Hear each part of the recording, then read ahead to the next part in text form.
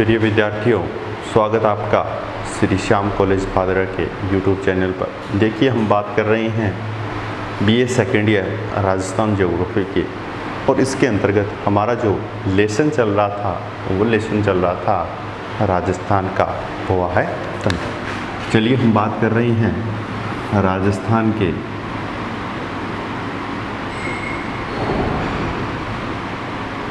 हुआ है तंत्र की।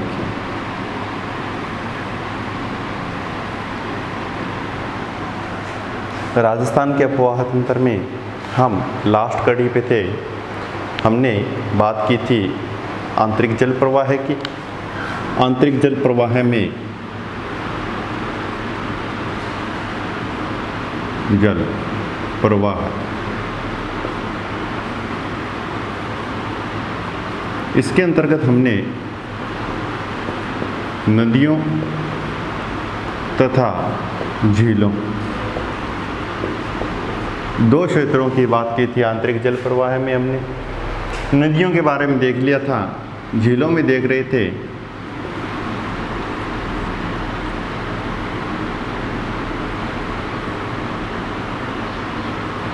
खारे पानी की झीलें देखी पहले, फिर हम बात कर रहे थे मीठे पानी की झीलें। और मीठे पानी की झीलों में हमने सबसे पहले बात की थी जैसमंद झील की। झील की बात की हमने, जैसमंद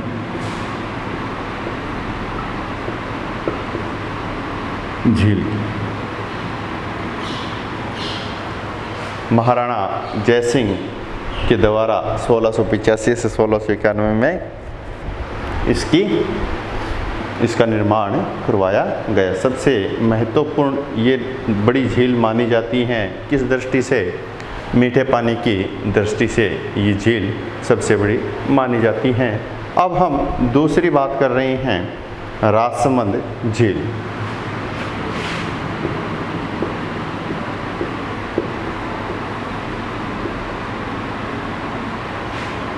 राजसमंद झील से संबंधित हम बात करते हैं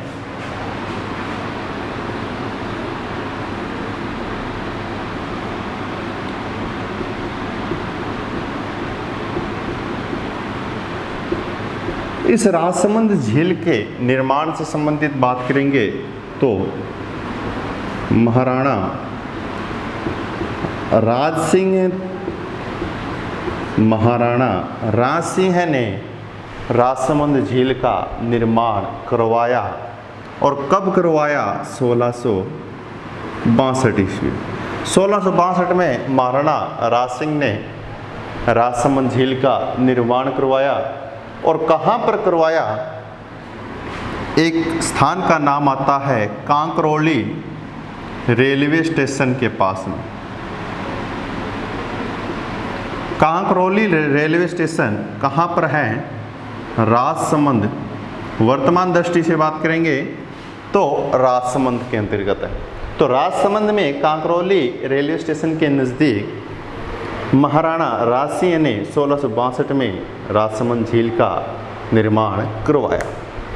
अब देखिए, इस झील में एक नदी है। कौन सी नदी?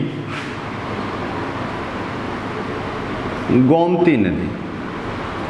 इस झील में कौन सी नदी आकर मिलती हैं? गोमती नदी आकर मिलती हैं। और इस झील के उत्तरी भाग की हम बात करेंगे।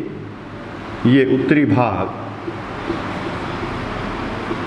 तो उत्तरी भाग बड़ा ही प्रसिद्ध भाग है। इस उत्तरी भाग को, इस झील राजसमंद झील के उत्तरी भाग को किस नाम से जाना जाता है? नौ चौकी के नाम से जाना जाता है। राजसमंद झील के उत्तरी भाग को किस नाम से जाना जाता है? नौ चौकी के नाम से जाना जाता है। इस नौ चौकी के क्षेत्र में ऐसी क्या चीज़ है जिसके कारण ये प्रसिद्ध हुआ है? देखिए, यहाँ पर इस नौ चौकी के क्षेत्र में संगमरमर के बने हुए 25 शिलालेख प्राप्त हुए हैं और इन 25 शिलालेखों पर क्या चीज़ प्रदर्शित हैं? मेवाड़ का इतिहास प्रदर्शित किया गया।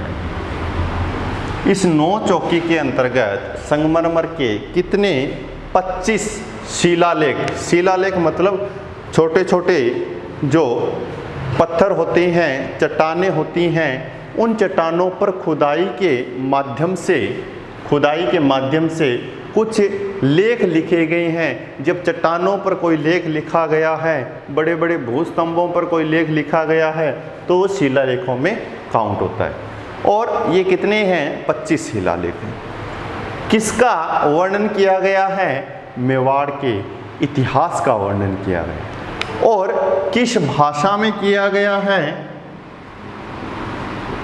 संस्कृत भाषा में ये लेख उद्धरण किए गए हैं।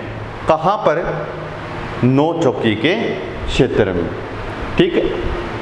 इस झील की लंबाई की बात करेंगे तो रासमंद झील की लंबाई जो है वो लंबाई है लगभग मान के चल रही हैं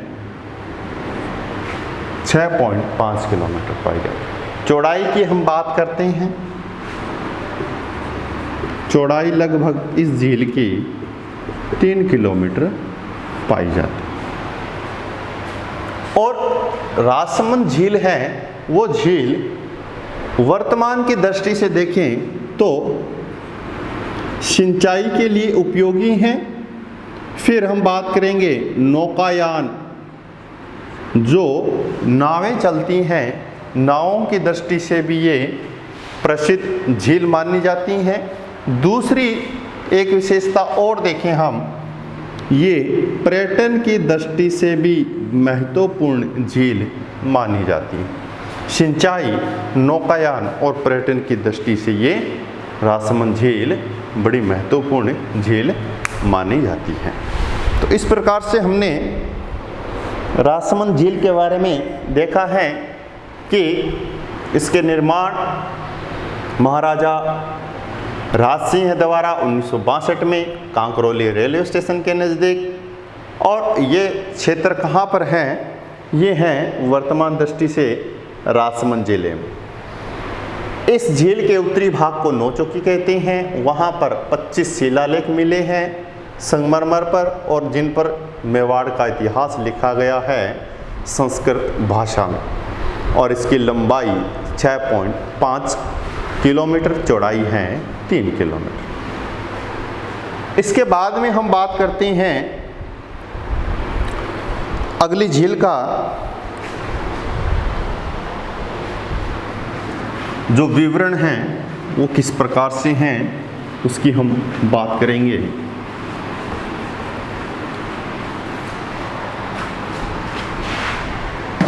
आगे आती है पिछोला झील।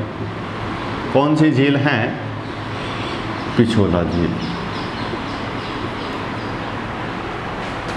देखिए, पिछोला झील के निर्माण के संबंध में और इसके क्षेत्र के संबंध में ये मैं बात कर रहा हूँ उदयपुर क्षेत्र की। उदयपुर जिले के इस साइड में पश्चिम में एक गांव है, ये गांव है पिछोला गांव। कौन सा गांव है? पिछोला गांव है। इस पिछोला गांव के किनारे की मैं बात करूं, इस किनारे की मैं बात करूं तो यहाँ पर पिछोला झील बनाई गई हैं। और किसके द्वारा बनाई गई हैं? देखिए, एक शासक हुआ करते थे राणा लाखा। कौन से शासक? राणा लाखा। 14वीं शताब्दी के अंत की बात है ये। 14वीं शताब्दी के अंत में राणा लाखा के शासनकाल में एक बंजारे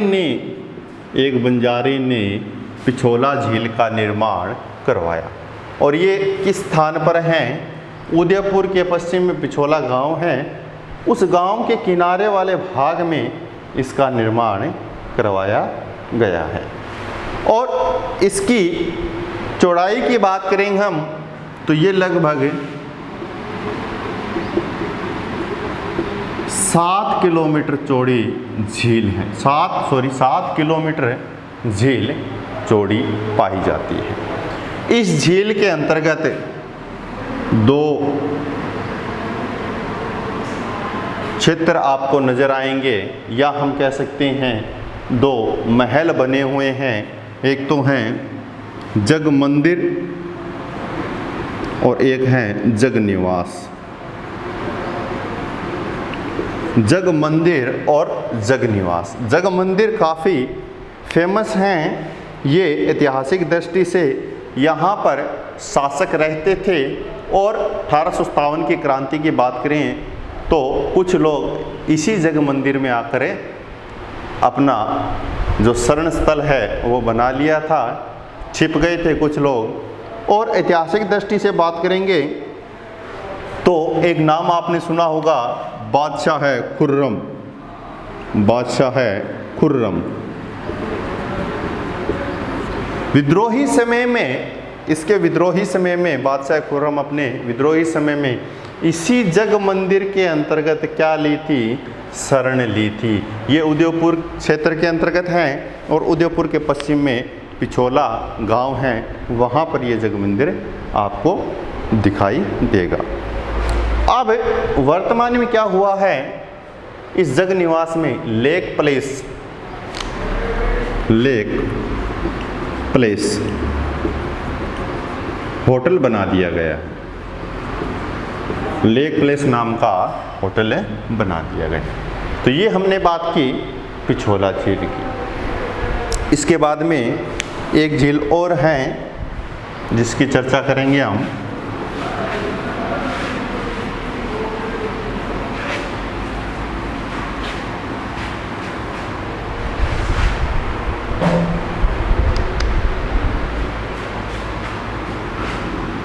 आना सागर झील। आना सागर झील की हम बात करेंगे तो ये आना सागर झील किस ज़िले में है? याद रखना, अजमेर ज़िले में है। और इसके निर्माण के संदर्भ में हम देखें तो देखिए, आपने नाम सुना होगा पृथ्वीराज चौहान।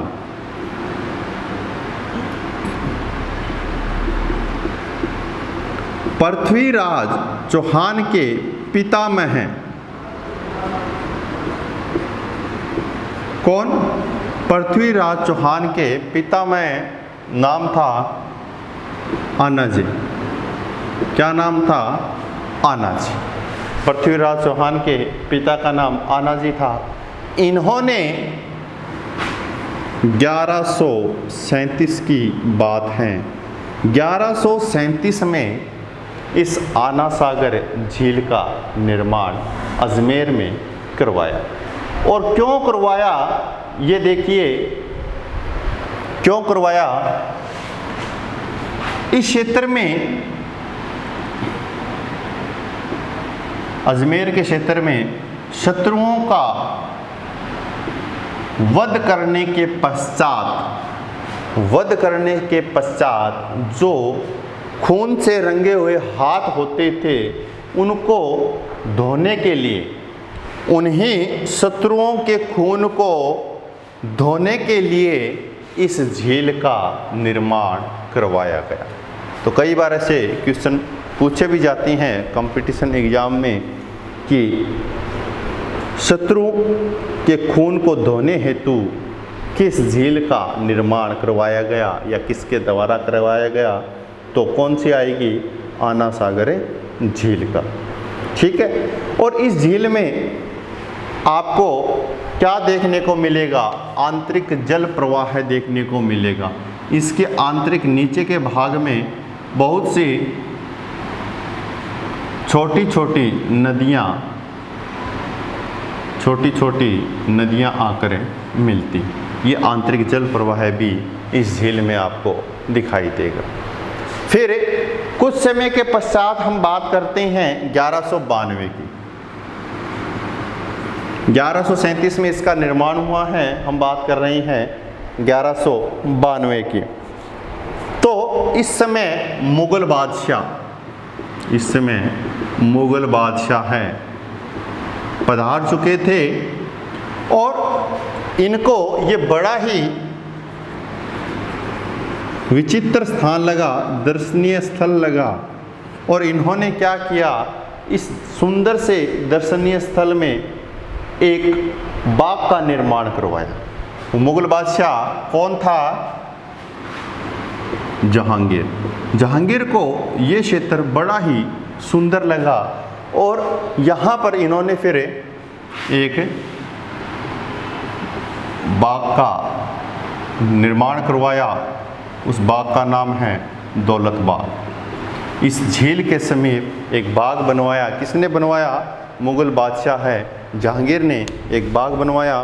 किसके लिए बनवाया? ऐशो और आराम हेतु। किसके? ऐशो और आराम हेतु एक बाग का निर्माण करवाया, जिसका नाम क्या रखा? दौलत बाग नाम रखा गया। तो ये आना सागर झील के संदर्भ में हमने देखा है। फिर हम बात करते हैं, एक झील और आती हैं,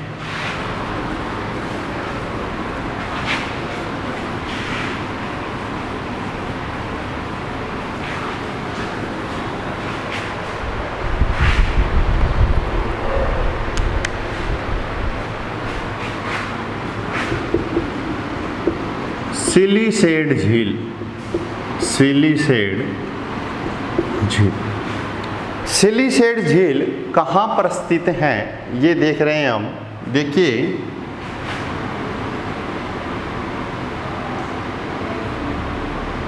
ये हम बात कर रहे हैं जयपुर से आप हाईवे के माध्यम से अलवर जाओगे तो अलवर से 12 किलोमीटर दूर कौन सी झील मिलेगी आपको? सिलीसेड झील मिलेगी। और ये झील है, ये अरावली के मध्यवर्ती भाग में नजर आए। अरावली के मध्यवर्ती भाग के अंतर्गत, और ये जो झील है, इस झील के अंतर्गत प्रसिद्ध चीज़ ये है कि इसके चारों ओर का जो वातावरण है वो वनों से ढका हुआ है, या हम कह सकते हैं ये एक प्राकृतिक दृष्टि से जो प्राकृतिक वनस्पति हैं उस वनस्पति से ये झील ढकी हुई हैं, या इस झील के चारों ओर वन ही वन आपको नज़र आएंगे। और इसके कारण ये क्या है? अत्यंत मनमोहक दृश्य प्रस्तुत करती हैं। यह झील बहुत ही मनमोहक दृश्य प्रस्तुत करती हैं। और इसके अंतर्गत, इस झील के अंतर्गत क्या है? मीठे पानी की झील है, तो इसमें मछलियाँ भी पकड़ी जाती हैं। और इस झील के अंतर्गत एक महल का निर्माण करवाया गया, एक होटल का निर्माण करवाया गया है, जिसका नाम क्या है? सरिस्का है। क्या है? सरिस्का विश्राम गृह का या होटल का इसके अंतर्गत निर्माण करवाया गया है। ठीक है, इस प्रकार से हमने कुछ मीठे पानी की झीलों की बात की है। इसके अलावा भी कुछ झीलें हैं, जैसे हम बात करते हैं पुष्कर की। तो पुष्कर झील है वो धार्मिक दृष्टि से महत्वपूर्ण तीर्थ स्थल के रूप में मानी जाती हैं। अजमेर ज़िले से हम पुष्कर की ओर जाते हैं तो वहाँ पर ये झील दिखाई देती हैं। और पुष्कर झील तीन ओर से पहाड़ी क्षेत्रों से घिरी हुई है, और वहाँ से भी क्या है, छोटी छोटी नदियाँ उसके अंतर्गत आकर मिलती रहती हैं। इस कारण वहाँ पर वर्ष भर आपको जल दिखाई देता है। वो वर्ष भर वो झील आपको स्पष्ट रूप से दिखाई देगी। क्यों दिखाई देगी? क्योंकि उसमें तीन ओर से पर्वतीय क्षेत्र हैं, और पर्वतीय क्षेत्र होने के कारण क्या है, जो जल है वो लगातार उसमें समाहित होता रहता है। तो इस प्रकार से हमने राजस्थान के अपवाह तंत्र को विस्तृत रूप से अध्ययन किया है। उसके अंतर्गत नदियों की बात की हमने, फिर हमने देखा अरब सागर और बंगाल की खाड़ी में किस प्रकार से अपवाह तंत्र मिलता है। आंतरिक जल प्रवाह के अंतर्गत भी हमने 2 तरीके से बात की, नदियों और झीलों के बारे में। तो आशा करता हूँ कि आपको अच्छे से समझ में आया होगा। Thank you very much. जय हिंद, जय भारत।